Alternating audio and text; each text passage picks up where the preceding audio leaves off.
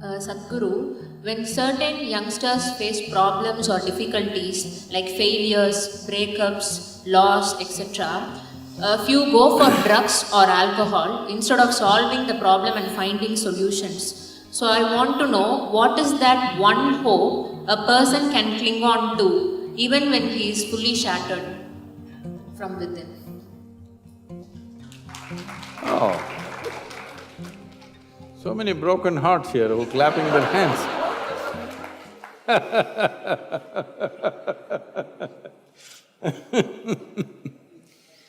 So,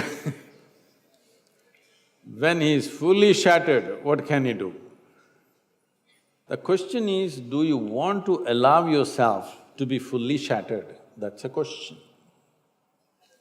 And many things that don't work out in your early life, you will see later on, it is a great blessing.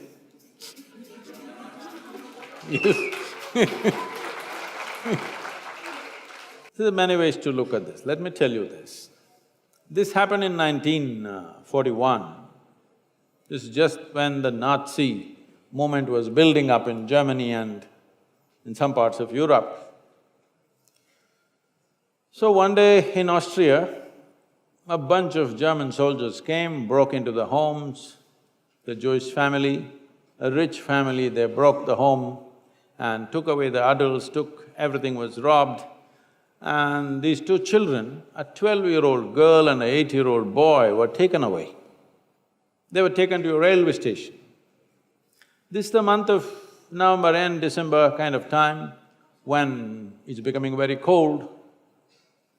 So they were kept in the railway station for 3 days because the trains did not come.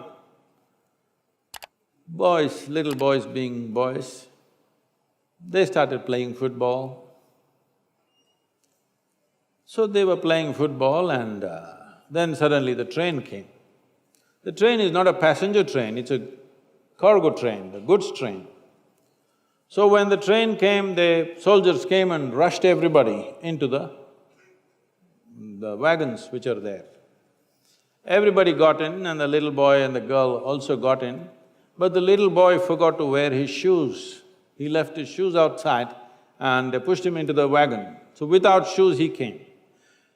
His sister, a 12-year-old girl, saw her kid brother coming without shoes and she got mad with him.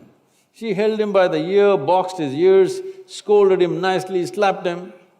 Say, "You idiot, already we are in enough trouble, now you come without shoes."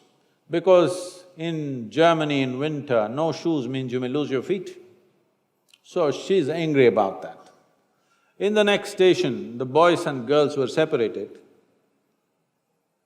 After 4 years, after the war was over, she came out of the concentration camp to find 17 members of her family, including her little brother, all had vanished.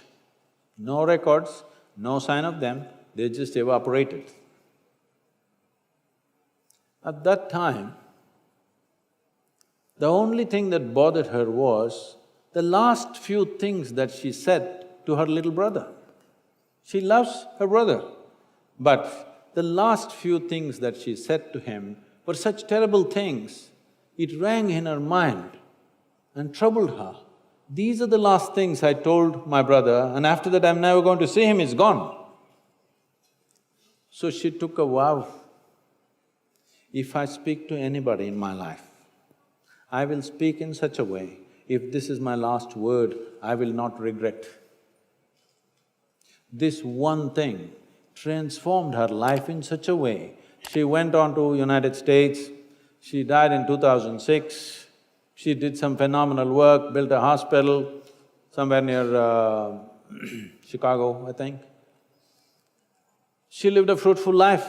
I'm saying, even if you're put through the most horrible situations, either you can come out using that experience as a better human being, or you can use the experience to become a horrible mess. So whenever something hurts you, there are two options. You can either become wounded or you can become wise. This is the choice. The more things hurt you early on in your life, the wiser you should have become, isn't it? But unfortunately, most people become wounded.